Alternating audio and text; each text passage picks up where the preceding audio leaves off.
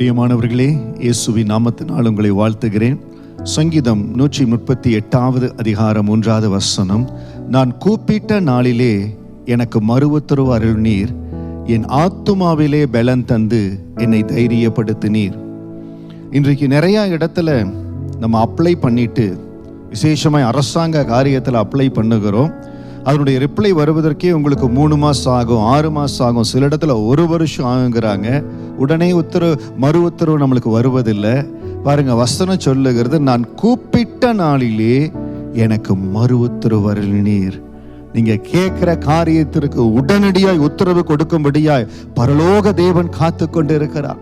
இன்றைக்கு இந்த வார்த்தையை கேட்கிற பொழுது உங்கள் இருதயத்தின் ஏக்கம், உங்க இருதயத்தின் ஆழத்துல எந்த காரியத்துக்காக ஏங்கி கொண்டிருக்கிறீங்களோ, இந்த வார்த்தையை நீங்கள் கேட்டுக்கொண்டிருக்கிற பொழுதே, ஏசப்பா இந்த காரியத்துக்காக உங்க பாதத்துல நீ அர்ப்பணிக்கிறேன், எனக்காக இன்றைக்கு உத்தரவு கடந்து வரட்டும், நான் எதிர்பார்த்திருக்கிற காரியத்துல உத்தரவு கடந்து வரட்டும், என் பிள்ளையினுடைய வரனுக்காக பல நாட்களாய் காத்திருக்கிறேனே, அதற்கு ஒரு நல்ல உத்தரவு கடந்து வரட்டும் என்று சொல்லி நீங்கள் ஜெபிக்கிற பொழுது பரத்திலிருந்து உங்களுக்கு உத்தரவு கடந்து வரும். உங்கள் வேலையை குறித்ததான காரியத்துக்கு உத்தரவு கடந்து வரும். ஆண்டவர் இன்றைக்கு சங்கீதம் 138:3 படி உங்களுக்கு மறு உத்தரவை கொடுப்பார். என் ஆத்துமாவிலே பலன் தந்து என்னை தைரியப்படுத்தினீர். எந்த காரியம் உங்கள் ஆத்துமாவை சோர்ந்து போக பலவீனப்படுத்தி இருந்ததோ, அந்த பலவீனம் நீங்கும்படியா உங்களுக்கென்று நல்ல தேவனுடைய முடிவு, தேவன் கொடுக்கிற மறு உத்தரவு, தேவன் உங்களுக்காய் முன்குறித்து வைத்திருக்கிற சித்தம் அது கடந்து வரப்போகிறது. உங்களை குறித்து தேவன் நினைத்திருக்கிற நினைவு நன்மைக்கு ஏதுவானது, தீமைக்கு அல்ல, நன்மைக்கு ஏதுவான நினைவு. அந்த மருத்துவம் உங்களுக்கு கடந்து வர போகிறது. உங்கள் ஆத்துமாவை ஆண்டவர் பலப்படுத்த போகிறார். நீங்கள் தைரியமாய் தொடர்ந்து முன்னேற, தைரியமாய் காரியங்களை செய்ய, இது நான் செய்யலாமா வேண்டாமா என்று சொல்லி தயங்கி நீங்க நின்னீங்க பாருங்க.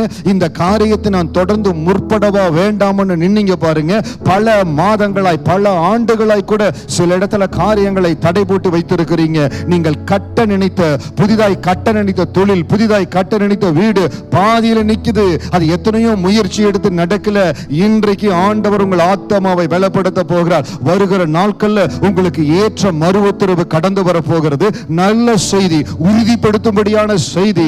நீங்க தொடர்ந்து இதை செய்யணும்னு சொல்லி உங்களுக்கு ஆண்டவர் உணர்த்த போகிறார். டிவைன் கனெக்ஷன்ஸ் கொடுக்க போகிறார். நீங்கள் தொடர்ந்து முன்னேற போறீங்க. காரியத்தை நிறுத்திட்டனே, பாதியில நிறுத்திட்டனே, இது எப்படி நான் தொடர்ந்து முடிக்க போறேன், என்னால முடிக்க முடியலன்னு சொன்னீங்க பாருங்க. நான் செஞ்சிருவேன், எனக்கு இருக்கிற கனெக்ஷன்ஸ்ல செஞ்சிருவேன், என் பலத்துல, என் சாமர்த்தியத்துல செஞ்சிருவேன்னு சொன்னீங்க. ஆனா தடைபட்டு போச்சு. ஆத்துமால ஒரு பலவீனம் வந்தது. இன்னைக்கு சங்கீதம் 138:3 படி தேவனுடைய உத்தரவு பரத்திலிருந்து உங்களுக்காய் கடந்து வருகிறது.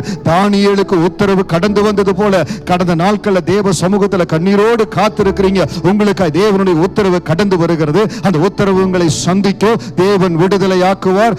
மகிமையாய் உங்க ஆத்துமாவை பலப்படுத்தி தொடர்ந்து இந்த காரியங்களை செய்யும்படியா நெகேமியாவை கொண்டு அற்புதமாய் அலங்கத்தை கட்டினது போல உங்கள் கரங்களை கொண்டே நீங்கள் ஆரம்பித்த காரியத்தை முடிக்கும்படியா தேவன் கிருபை கொடுக்க போகிறார். ஆண்டவர் செய்ய போறார். நிச்சயமா உங்களுக்காய் செய்வார். பெரிய காரியங்களுக்கு ஆண்டவர் உங்களை சாட்சியாய் வைப்பார். ஆத்துமாவில் பலன் தந்து உங்களை தைரியப்படுத்துகிற ஆண்டவர் உங்களோடு கூட இருக்கிறார். ஆசீர்வாதமா இருப்பீங்க. God bless you.